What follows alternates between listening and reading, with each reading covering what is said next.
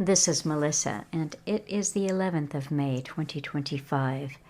And it is the 11th of May. It's just after midnight on a Saturday night after a busy day and a busy week. A lot going on, and I am looking forward to returning to a more normal schedule come Monday. I have a lot of catching up to do. I'm so far behind on emails and letters and just doing all of the things that I normally do. And so bear with me as I catch up. I have a schedule to create. It'll be a sign-up sheet, I think, that we'll post for the book club. And we had a really good conversation today, a little over an hour and a half, that was not recorded, where we just talked about syllabus things and other interesting topics that were on everyone's mind. And I have to say that this, for me, so far has been really interesting. I am learning a lot. I don't know why I'm impressed with Alan's listeners, because it's Alan Watts. So of course everyone who listens to him has something interesting to say, I think. And I know that I'll be learning a lot over the course of covering Waiting for the Miracle. So please bear with me as I catch up on email. I got so far behind it. This past Thursday was my second Thursday of the month in Real History, and I didn't even connect with Neil to say that I couldn't connect with Neil. It's gotten that bad, so I am looking forward to a return to a more normal routine and schedule for myself. I didn't have time or space or privacy to listen to any Alan Watt talks all week, or it was like that. And I have a relative in town, and it's interesting, I think, when you see people that you don't see very often, and you get a mix, kind of a change in the dynamic, because you can get used to being around the people that you're around, and they're used to you, and when you bring a new element or a new person into the mix, one that you don't see so often, it's just a different dynamic. And there was a talk that I played of Alan's, and apologies, but I'm not going to be able to remember which one it was. And there was a caller, I think I played this a couple of years ago, and it's almost at the edge of my head which show it was on, because he was doing an interview with someone, but I can't quite get it. But I think someone called in, and they were talking about Freemasonry and Freemasons in the family, and trying to tell the truth to your family members. You explain to them reality as you've now come to see it, and they don't want to hear it. They don't want to hear about anything that you have to say. And there's just something about the way that Alan phrased his response to the caller. It sounded something like this: well, you can face the truth of what's going on and make some changes in your own life and do what you do, or you can just go back and play with your dysfunctional family. And as I've gone through this past week, that statement that he made to the caller has crossed my head more than once, because with Alan, we were definitely in a rhythm of doing what we did and putting out his talks and communicating with people in one form or another. And it was really, for Alan, he had reached a point in his life that this is what he did, and nothing came between him and communicating to you. And I have tried to, in my own way, stick to that rhythm. And so these last few months of doing something different, as much as I wanted to do it, and I have learned so much about myself and about human nature, and feeling good about helping my aunt do something that she could not do on her own. I am looking forward to having the space back in my mind to focus on what I have long thought for many, many years was the most important thing that I could be doing with my time. But I didn't get much of a chance to follow anything or do anything related to listening to Alan's talks. And finally yesterday I said, I've got a few minutes on my own here, and I need to find something to play on Sunday. And I decided, well, it would be good, kind of a two birds, although I don't really like that saying, but it would allow me to listen to something that we picked to be part of the syllabus. I had chosen a few of Alan's talks that I thought would be good to help give context to things in Waiting for the Miracle. And one of them was Republic Broadcasting Network, RBN, talk from December 23, 2010. And so I listened to that, and as Alan has said a few times, I was gobsmacked. I was gobsmacked at how the themes had so much to do with what my week and what my life has been about, and being with family that have many, many different opinions on religion, points of view, different churches, no church. They had a vested interest in the Pope, or they didn't have a vested interest in who the new Pope would be. So a couple of listeners had suggested that I watch a movie called Conclave, and one of them suggested that I watch it with my cousin, who was here helping me with my aunt that I had mentioned last week. And so I really didn't have time for that. I didn't have time to listen, but when I started to play this talk, I thought, well, just what a coincidence, if you believe in coincidences. What a fortuitous choice of talks here. Should Father forgive them who know what they do? Flux and transitions, some feel strange amongst walking dead, adapting to change through gradualism, worked in stages, perfected down through many ages. When old gods die and others born, anguished, lingering in minds forlorn.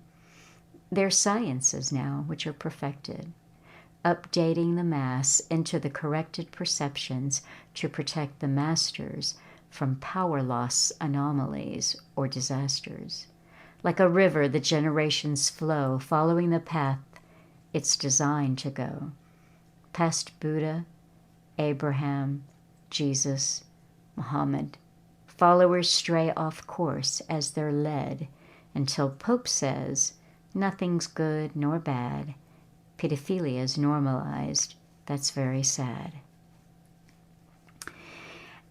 Alan only picked 2 articles to go with this talk, and I just clicked on them a few minutes ago, and they were both dead links. I will see if I have time to find them on the Wayback Machine for you. But the title, sometimes Alan would not use the title of the actual headline. He would create a new title, and I can see that in the instance of these 2 articles, he did give them his own title. Pope normalizes child porn, suffer little children. And the second article was fashion industry pushing masculine look for women. So when you get family together, this is what I've noticed, and one of the reasons why Alan made his choice so many years ago that he would just steer clear of that and focus on what he did. And he often talked about things like that line in this poem, amongst walking dead, adapting to change through gradualism. And he could see that in his own family. I can see that in mine. where someone years ago said one thing, but because it's socially acceptable now, because it's the agenda, they say something different. So obviously for the listeners who recommended the movie Conclave, I can certainly see why they did. And the ending, I may have some spoilers here for you. So just if you like surprises and you want to be surprised by the ending, then you can just tune this out here. So we had a discussion afterwards. My cousin had already seen the movie, and she was curious if I had, and I hadn't, and I had a couple of things to do in the kitchen this morning, and I kind of had half of it on in the background, and then I ended up watching the last 40 minutes with her and with my brother, and that's where the heated discussion at the end began. And she, just the other day, called herself woke. And my brother calls himself conservative. And so literally within seconds, they had picked sides of the room. And I wasn't getting a word in edgewise. I couldn't speak until I just had to call for a time out. And they listened to me. But the thing that I did that helped give me the time out was while they were heatedly talking, I just went upstairs and I got my copy of the Cutting Through volumes, and I just held it up to them so that they could see the front cover, and I said, see, this is Cutting Through, and this was written by Alan in starting in 1999. And so they look at it. Neither one of them has read it, of course, and whatever. But they looked at it. And then I opened it up to the second volume, and I said, do you see this title page here? The second volume says Copyright 1999, Alan Watt. What is the title there? A Glimpse into the Great Work. And I said, when I first started to listen to Alan, and then I decided I wanted to purchase his books, I got the second one first, A Glimpse into the Great Work. And then I opened it up to the front page because I had no idea what he was talking about with this title, and they both looked at it.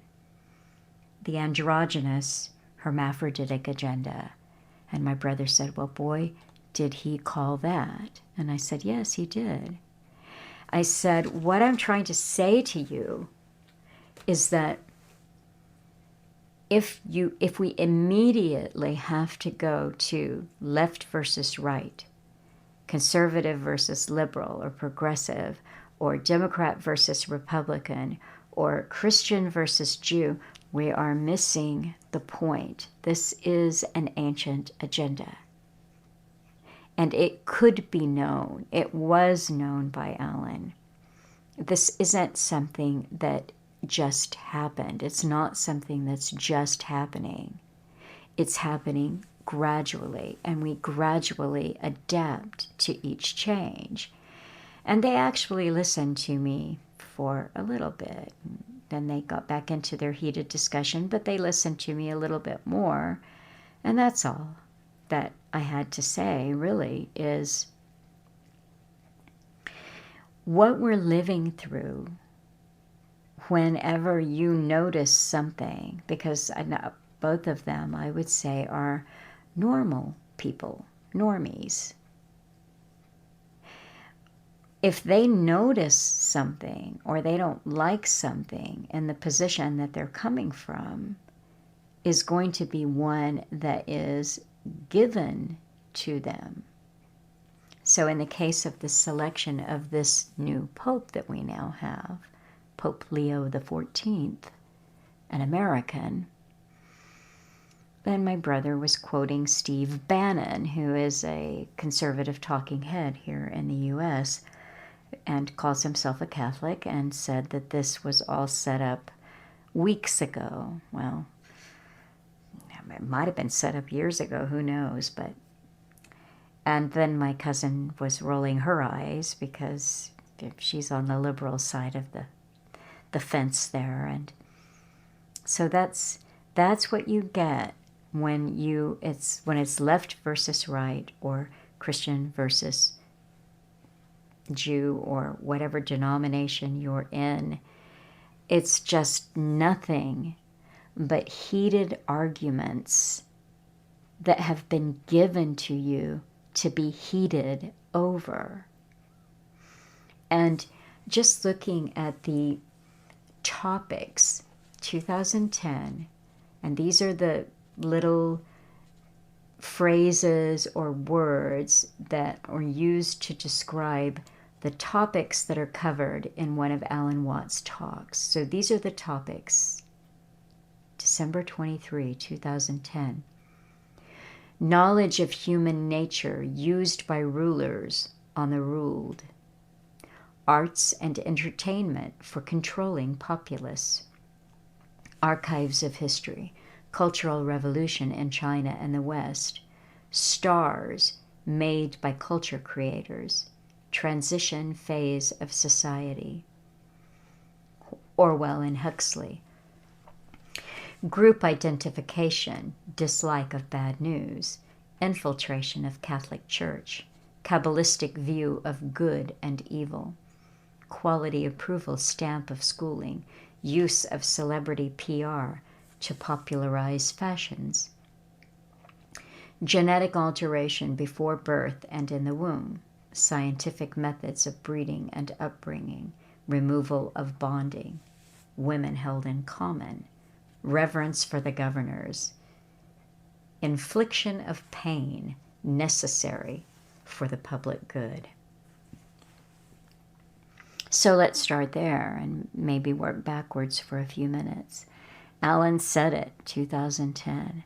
That's what they do. They inflict pain on us.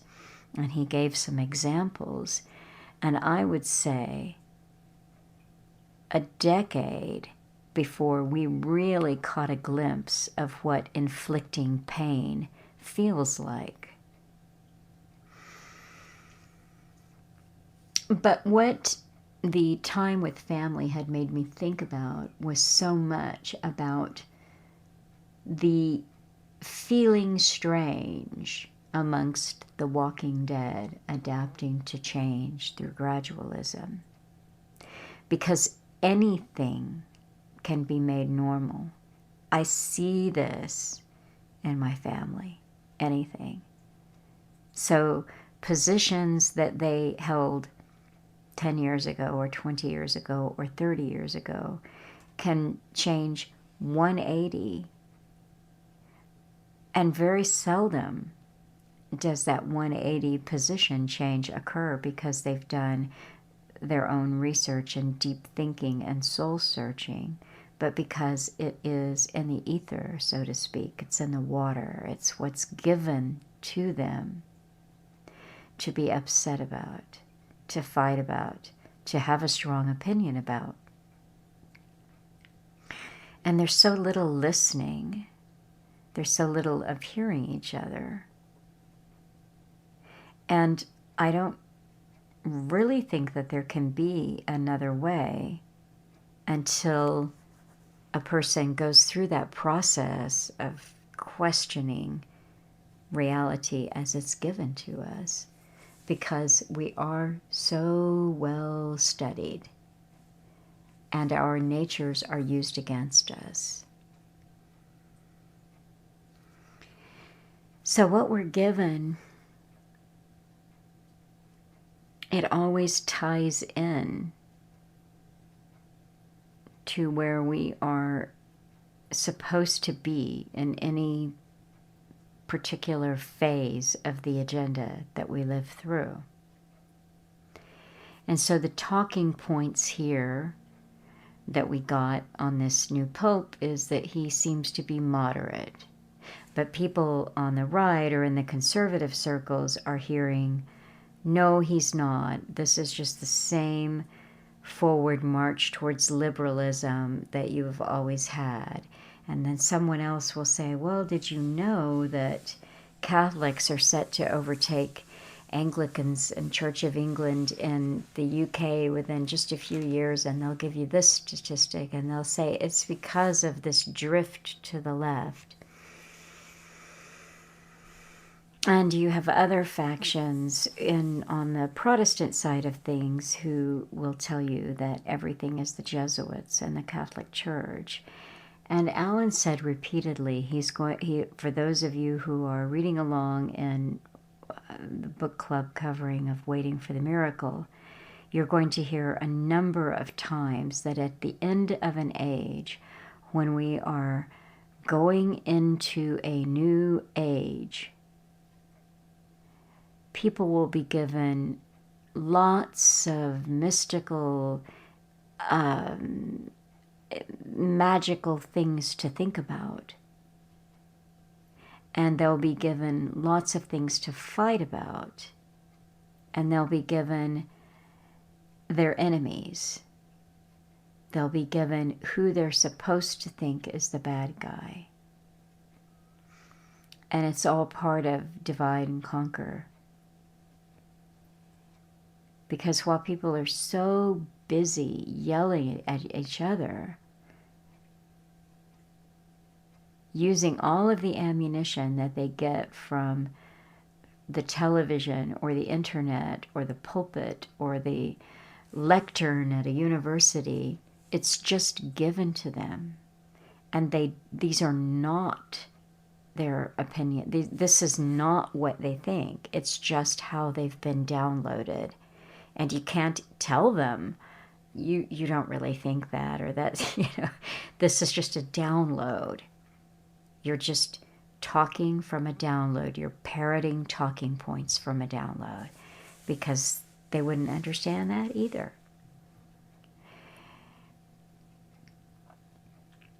And as Alan said in that poem, which I think I'll read again one more time in full, following the path that's designed to go past Buddha, Abraham, Jesus, Muhammad, followers stray off course as they're led. We are truly at the end of an age and going into a new one. And I've said this, I've certainly said it in the book club setting around Waiting for the Miracle. We can fight all we want, but the same people who create these religions and these points of view for us to fight over are the same ones who destroy them. Or we can try to just gradually get past that and get a bigger picture view.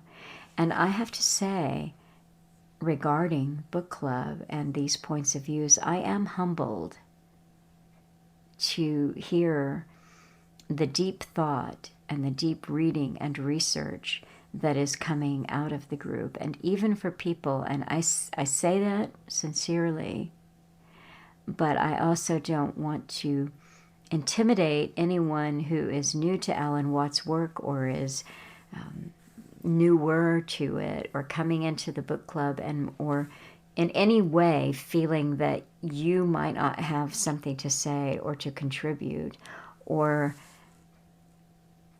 you don't know enough to speak. I encourage you to participate, because it's good practice for participating in your own life. And for me, it's part of that is stepping back into what I do, spending more time on the emails and research and listening to Alan and deciding what comes next, because it feels better for me. It's a tightrope when we deal with family. And if what I'm saying is helpful to you, that is good, because I know that there are a lot of you out there who feel very alone. You don't have any kind of family support, and you feel a bit like an alien, or you keep, and Alan would say to people all the time, well, you have to learn to live inside your own head. And I do that a lot. But certainly when I'm engaged in listening to him or thinking about what comes next or doing some research, I have that feeling less of walking amongst, or, being amongst the walking dead. I feel that I'm somehow engaging with like-minded people, or brothers and sisters in spirit, if you will, that I don't get amongst my own family. And so the book club door is open to all to go in and have a discussion. And I appreciate you listening. I certainly appreciate your support.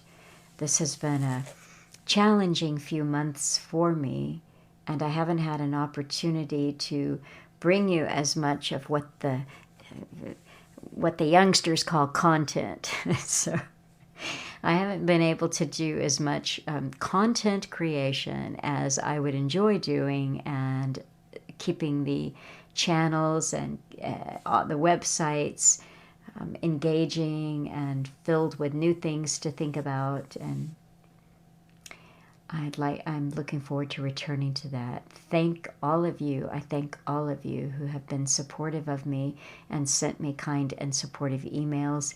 And I really appreciate your orders and your support financially. It's helpful. So one more time, should Father forgive them who know what they do? Flux and transitions, some feel strange amongst walking dead, adapting to change through gradualism. Worked in stages, perfected down through many ages, when old gods die and others born, anguished, lingering in minds forlorn. There are sciences now which are perfected, updating the mass into the corrected perceptions, to protect the masters from power loss anomalies or disasters. Like a river, the generations flow, following the path it's designed to go. Past Buddha, Abraham, Jesus, Muhammad, followers stray off course as they're led, until Pope says, nothing's good nor bad. Pedophilia's normalized. That's very sad. So forgive again the handful, seriously, the just very few images that I'll provide on the video here. And I'll be returning to the normal schedule next week. And thank you for being here and listening. Hi folks, I'm Alan Watt and this is Cutting Through the Matrix on December the 23rd, 2010. For newcomers to the show, look into cuttingthroughthematrix.com. Help yourself to the hundreds of audios I've put up there over the years where I try to give you shortcuts to understanding this reality. I don't ask that you accept them. In fact, you probably battle against them as you wake up, because it's hard waking up. You have preset ideas and conditioning, and you go through these hurdles that you have to get over, actually, or through one way or another, before you can really understand the big picture of what's happening. And you have to swallow your pride quite a few times on the way as well, because we've all been fooled. So help yourself to those audios.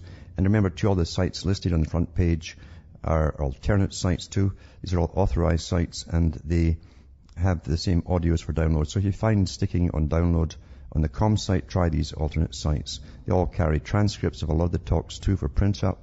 And if you want transcripts in other languages, go into alanwattsentientsentinel.eu and take your pick from the choices offered. And remember too, you're the audience that bring me to you. So if you want to keep me going, and I do give you not the usual hype and spin, I give you the facts. And the facts aren't easy to swallow, obviously. We've all been fooled, as I say. Every generation's fooled, and it's intentional too. You can't control a world and rule them unless you control them, and we've all had the same indoctrinations. So if you want to hear more of this, keep me going by buying the books and discs that I have for sale on cuttingthroughthematrix.com. Remember, from the US to Canada, you can use personal checks. You can also use international postal money orders to order. Just use the donation button and then follow it with an email with your name, address, and order, and I'll get it out to you. Some people just send cash. And across the rest of the world, it's the same idea. You've got Western Union for a straight wire transfer. You've got MoneyGram, which can do wire too, I believe. But they can give you a check, which you can post, and it's a lot cheaper. Some people send cash, and others use PayPal again to order. Just use the donation button, and I'll get out to you as soon as possible. if you supply with your name, address, and the order in a separate email. And remember too, donations are appreciated. It's getting harder to get donations these days because most folk naturally want something in return. They don't realize they're getting these shows for free 5 nights a week, year after year. And that's the nature of humanity as it stands right now. And that's why they're so easily controlled by those that made them this way and gave them this kind of system. And it is a system you're living in, and it's a system that isn't static. It's never static.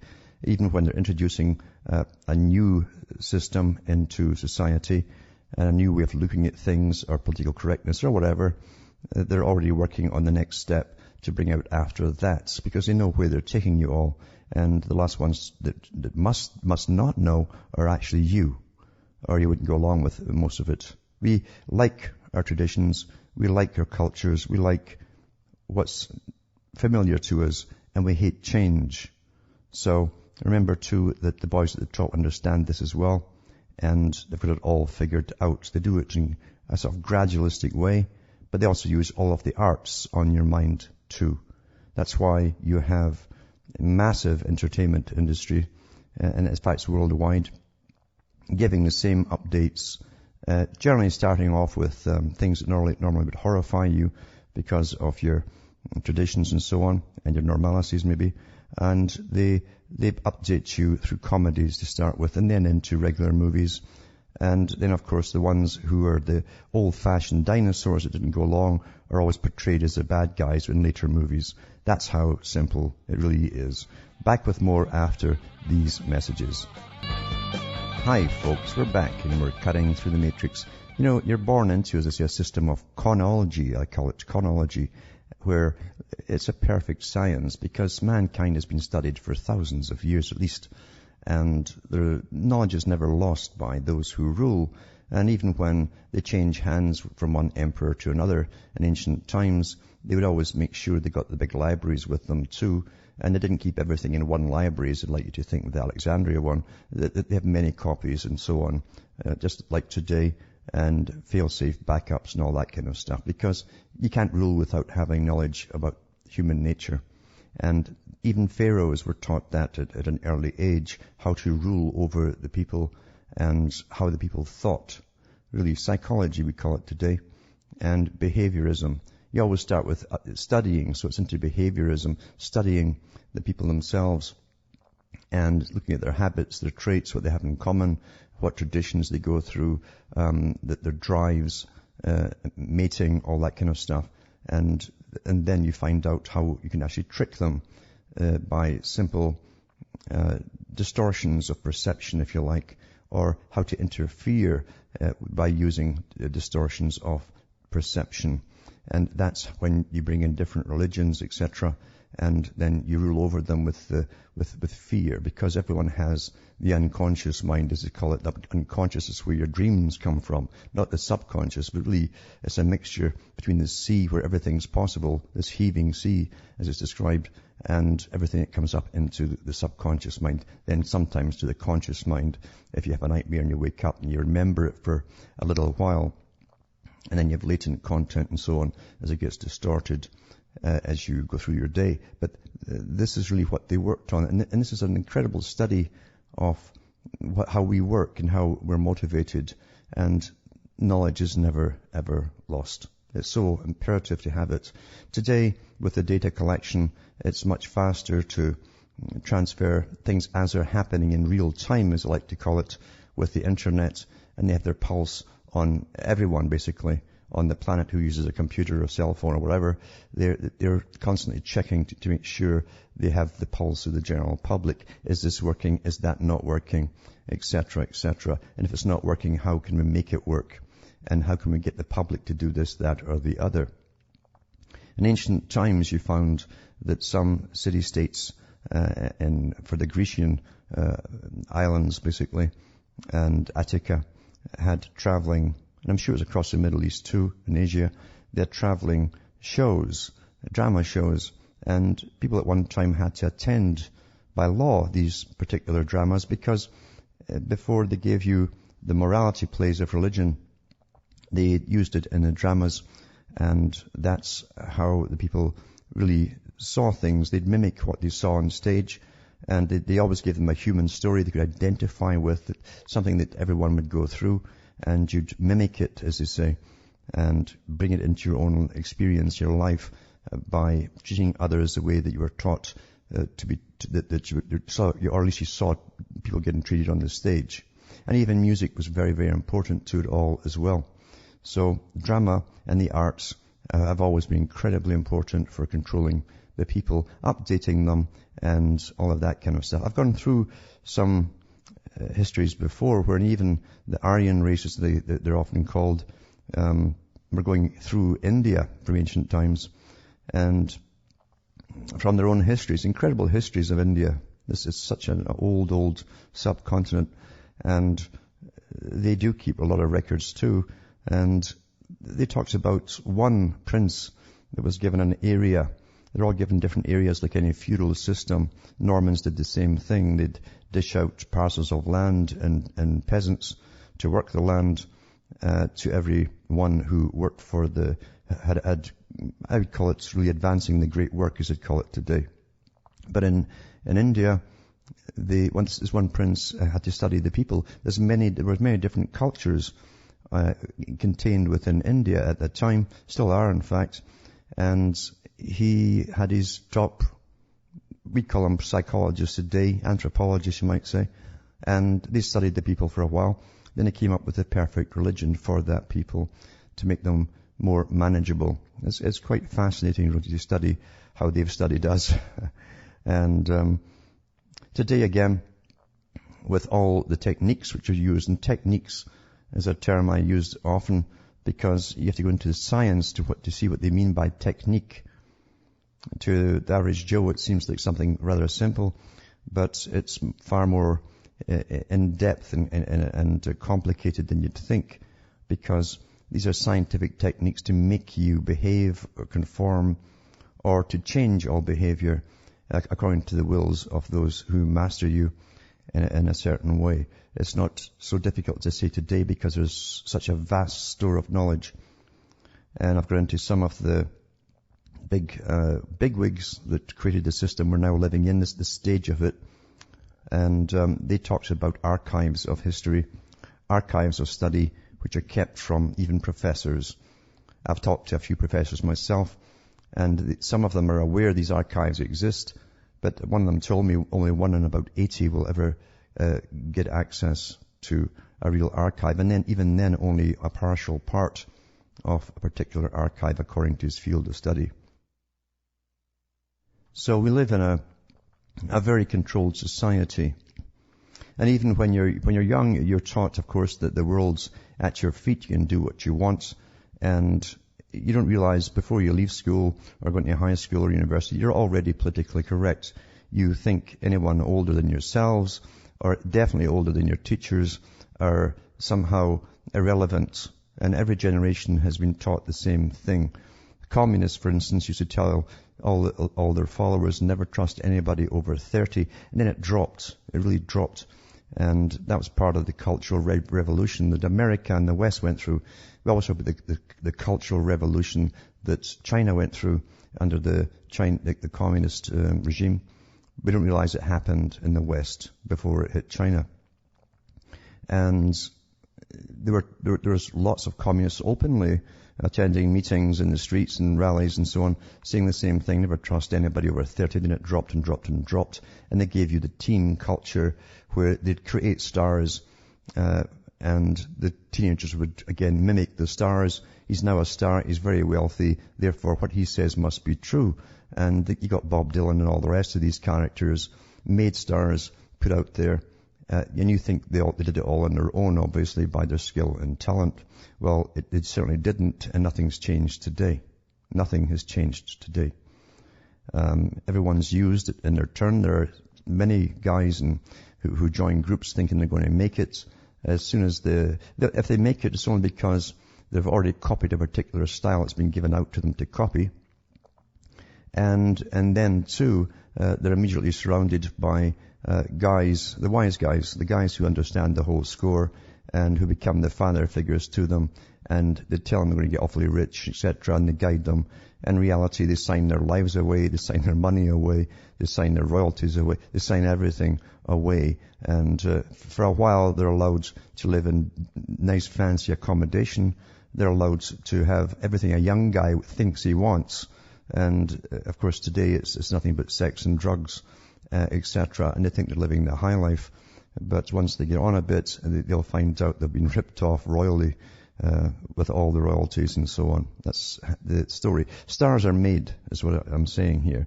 There's lots of people behind the scenes to make a star. Lots of big money as well. No different in the art of writing either. If they want something on the shelves, it will get on the shelves. If they don't, it will never get on the shelves of the bookstores. Even supposed exposés. Every group is catered to.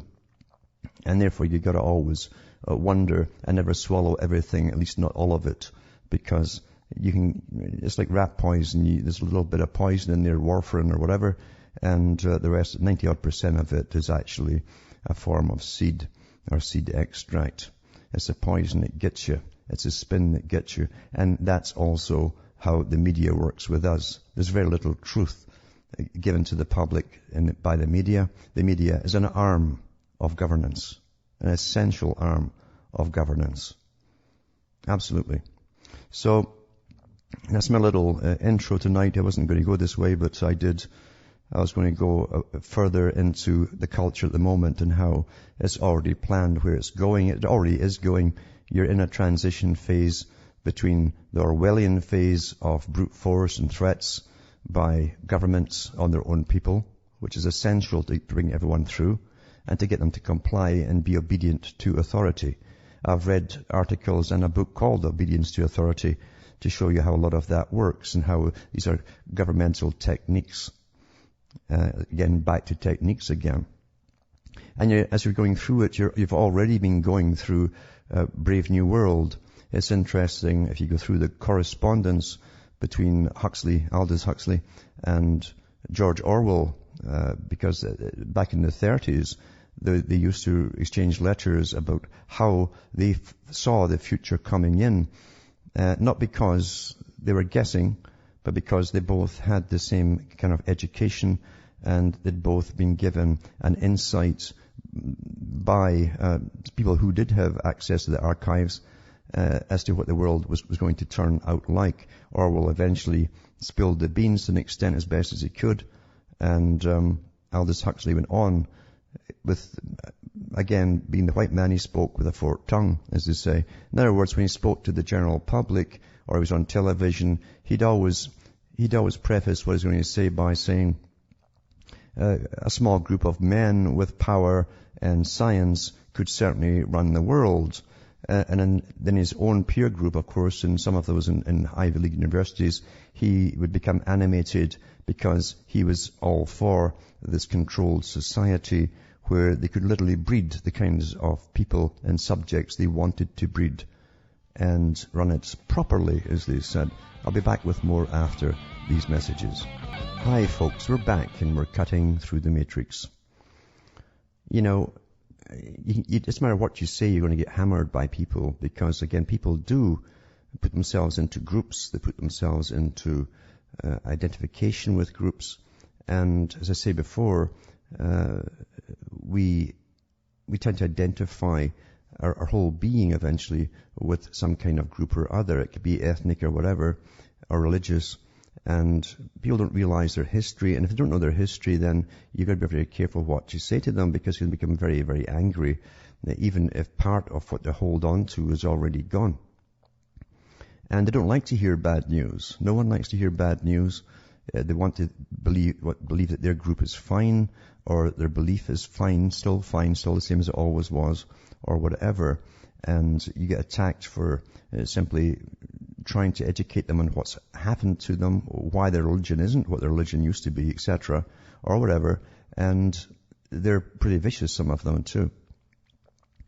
But here's an article here, for instance, and this came out of this World News. It's from Ireland, the Belfast Telegraph. And it says, the victims of clerical sex abuse, that's the Catholic Church, the priests. It's not the people themselves, it's the priests, remember.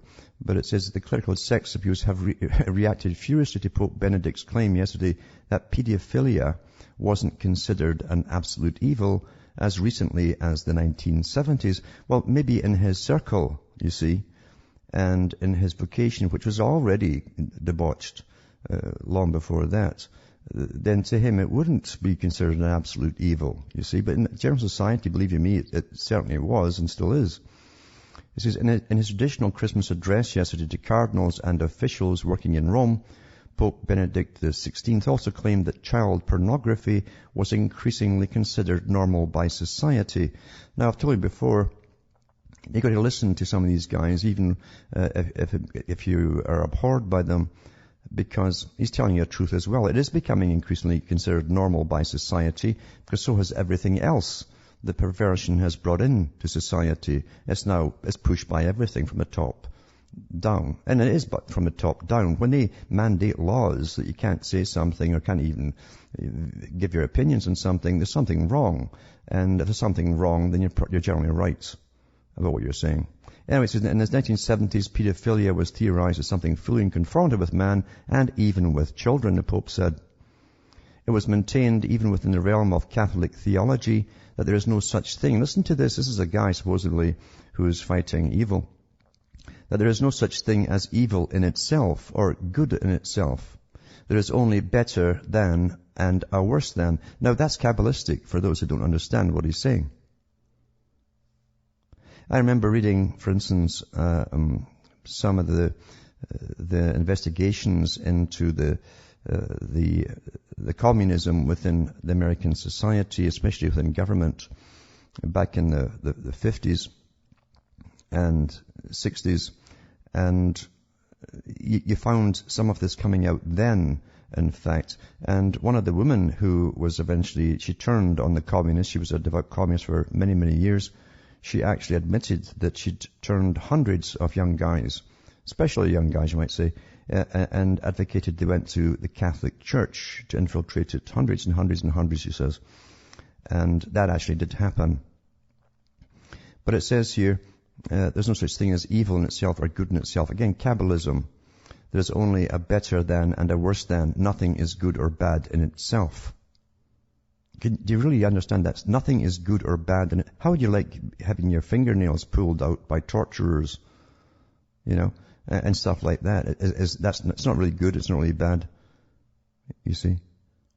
The Pope said abuse revelations in 2010 reached an unimaginable dimension which brought humiliation on the church. It's kind of hard to put humiliation on something that's so soaked in filth over the years. And it has been soaked in filth over the years. How can you put humiliation on that? Something that doesn't know what humiliation is. At least the character is involved. And there are gangs within, high gangs. They run the church now. Malachi Martin came out with that. And he was hammered for it too.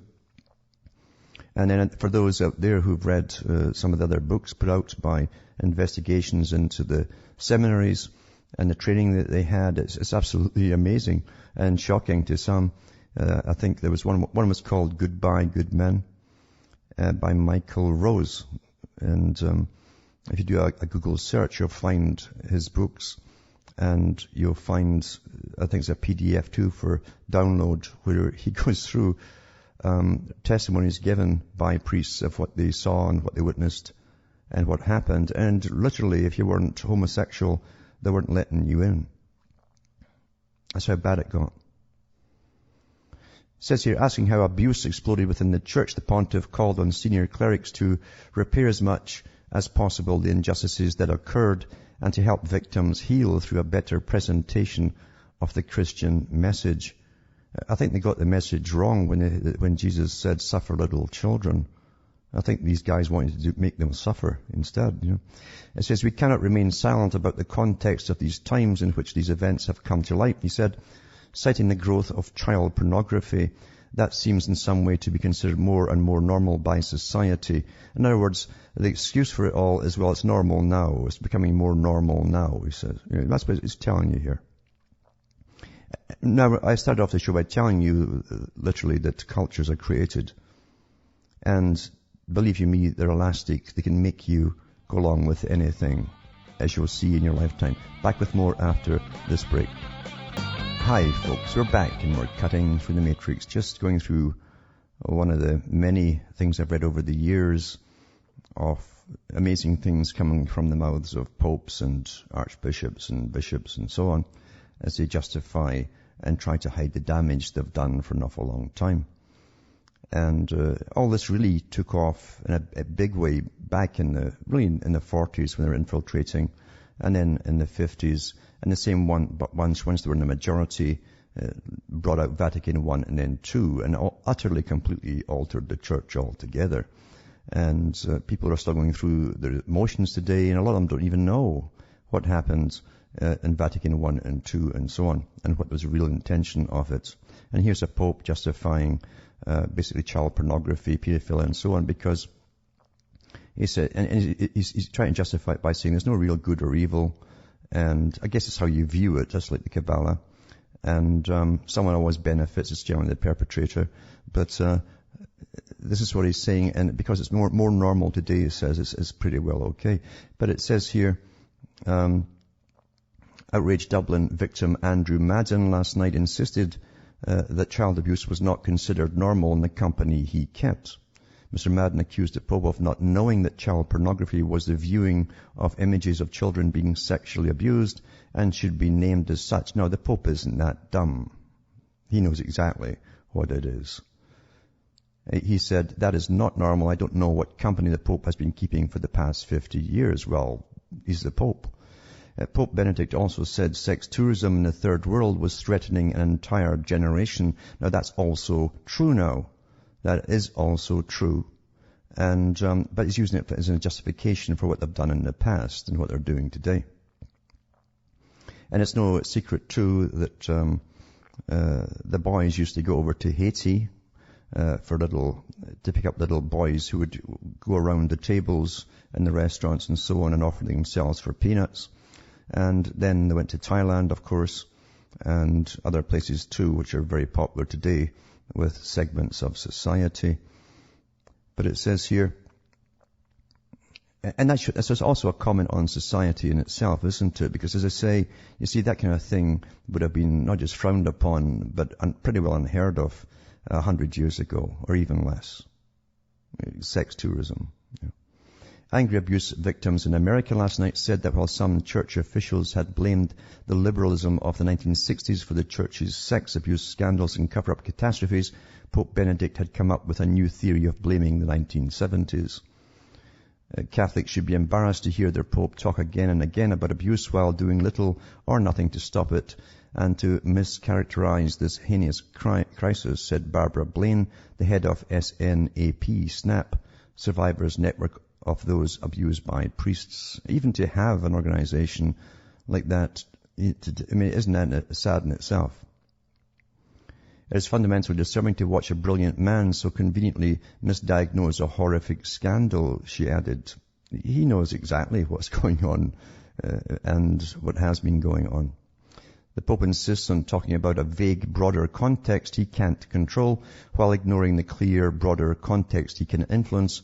The long-standing and unhealthy culture of a rigid, secretive, all-male church hierarchy fixated on self-preservation at all costs. This is the context that matters. Well, believe you me, and I've seen this happen. It's no different in any other church, by the way. It's all the same across the board in society as well. And in other churches too, when the women go in as well, it's generally the women who are also inclined to go for same-sex, etc., as well. So changing genders isn't going to change much at all, just the victims. That's it. So culture is plastic because the public and the children, of course, who are heavily indoctrinated now, as soon as they walk into kindergarten and then they're into junior school, they don't have much of they'll take whatever culture is presented to them as normal, and they use all kinds of, again, techniques in school to make sure that it is so. You don't get your little bit of paper on lead in school unless you've been quality approved. by those who rule the system. That's what the paper represents. You can now go and work in their system. You're not a reject. If you're a reject, you see, you'd already be quizzing and asking questions which they don't like in school. And it's all groupthink today anyway. And these sciences were really discoursed upon hundreds of years ago, how to control the public, how to create cultures, destroy cultures. And of course, the easiest thing is to destroy it. You again study it again, see what holds it together, what customs laws and social laws especially hold it together. And then you simply attack them and attack them and attack them and get them and actually familiarize them with the deviancy, whatever the deviancy happens to be. And that's what Hollywood, of course, has been famous for doing as part of its job. And the media is also in bed with it because it's worldwide. The media is an essential part of governance and conditioning you for the next step and the next step and the next step. Now, Plato and others also talked about how important the fashion, and he called it industry in the translation, was as well in ancient times. So they had drama, music, and the fashion industry. And people think that, again, with the presentations on television, with these strange characters who like to design women's clothing, it's just astonishing that people still think they're independent and separate from each other and all the rest of it. But no, they're not. There's always this is how it's to be. It's no different in music. This is going to be the way for 20 years, 5 years, 10 years. It's going to be blues. It's going to be bluegrass. It's going to be this, that. It's going to be rap. Blah blah. That's how it is. And same in the fashion industry. That's why you got the miniskirt coming in at the same time as the pill was given out, folks. It was no coincidence. Anyway, he's the fashion industry from the Telegraph, and it says here, masculine suits spread like wildfire. There's the headline. This is a handout, obviously, because it's meant to grab you as a normalcy right away. So masculine suits spread like wildfire. This is for women. They say that 3's a trend, but 6 masculine suits in a week, that's a full-blown movement. This is written, obviously, by PR specialists, public relations marketers, and just basically put into the paper. Leighton Meester was almost unrecognizable as she chose an androgynous look at the Gotham Independent Film Awards in a charcoal color designed by Tom Brown. Oh, Tom Brownie. Leighton Meester was almost unrecognizable as she chose an... Oh, yeah, wait, let's see it again. Step away from the party dress. If you want to make a style statement this Christmas, you need to think about investing in a masculine trouser suit. Spotted on no less than 6 starlets in the past week alone. And I think that's a coincidence. You see, you follow the stars. You can't think for yourself. You have no pride in yourself. And you can't even go by your own thoughts or convictions. In fact, you might not even know what your convictions are anymore. They're always in flux. That's what they do, you see. From the top, you follow. That's the stars. They give you the stars to follow. And so there's 6 starlets, just like Bernays, of course, with his smoking he got some of the celebrities in his day, and a big, massive parade, basically festival, and had them pull up their skirts and show their cigarettes stuck in the top of their nylons to make it all sexy, to make them, for a fashion statement, he said, supposedly. And of course he got millions back from the tobacco industry for doing so. But he got them all smoking. It made it a sexy thing to do and a masculine thing to do. You're now competing. You're doing it all yourself. This was women's liberation, yada, yada, yada. Even though Bertrand Russell said years later that women didn't fight for liberation. They didn't win anything. Science gave it to them through chemistry. And that's so true. Anyway, 6 starlets sport this stuff. The trouser suit is squeezing out the generic red carpet frock and staking its claim as a stylish option for the more fashion-forward celebrity. So obviously you want to copy them. You don't be left out in the cold, do you? So, it goes through the usual rubbish of how they looked, yada, yada, yada. And then word quickly spread around the globe to Australia, where Lara Bingo showed up in the GQ Men of the Year Awards in a black suit and white shirt, accessorized with a black ribbon necktie, etc., etc. And I won't read any more of this rubbish, but you see how simple it is to do this and give you your beliefs, to give you your behavior, because you are given your behavior. in every era. And how you dress, and even what songs you'll sing in your head, or whistle. I don't know if anybody whistles anymore. It's kind of hard to whistle into your cell phones. It sounds all blurred, I think. But anyway, that's how easy it is to do what is done. And opinions, too, are changed very, very quickly. I think Jacques Ellul said people don't really consciously think through things. They actually do it through a form of osmosis. They hear the experts prattle away, and it sinks into their subconscious without going through any formal process of reasoning or critical analysis. And then it becomes their opinion, especially when everyone around them adapts and adopts that opinion so quickly too. That's how it's really, really done. And I've talked before this week and the last maybe couple of weeks on Bertrand Russell, who was a big player in all of this phase that you're going through today. And he literally, with others, again, the Huxleys and all the big players of the time who did write about it and were not complaining. They wrote because they knew that most folk would never read their stuff anyway or even know what they're really getting at. And you find that this is what he said in the Scientific Outlook. He says, the care of infants, this is for the time we're already been in for a little while. Infants intended to belong to the governing class would seldom be left to the mothers. Well, that's the way it is with them. They're sent off. They get special nannies now. Mothers would be selected by their eugenic qualities, and these would not necessarily be the qualities required in a nurse. On the other hand, the early months of pregnancy might be more burdensome than at present, since the fetus would be subjected to various kinds of scientific treatment intended to affect beneficially not only its own characteristics, but those of its possible descendants. Fathers would, of course, have nothing to do with their own children. Well, we're here already. This was written in the 1930s. So he'd already planned this phase. He didn't do it himself. He didn't learn this by himself either. He was a member of an elite. A multi-generational elite. And he was specially bred for his task and taught for his task as well. It says there would be in general only one father to every 5 mothers. Well, you've seen that with artificial insemination for the last 30-odd years. And it's quite likely that he would never even have seen the mothers of his children. That's just what he said. The sentiment of paternity would thus disappear completely. Probably in time the same thing would happen, though to a slightly less degree in regard to mothers. If birth were prematurely induced and the child separated from its mother at birth, maternal sentiment would have little chance to develop. It says amongst the workers it is probable that less elaborate care would be taken, since it's easier to breed for muscle than to breed for brains, and it's not unlikely that women would be allowed to bring up their own children in the old-fashioned natural manner. There would not be among the workers the same need as among the governors for fanatical devotion to the state, and there would not be therefore on the part of the government the same jealousy of private affections. That's bonding.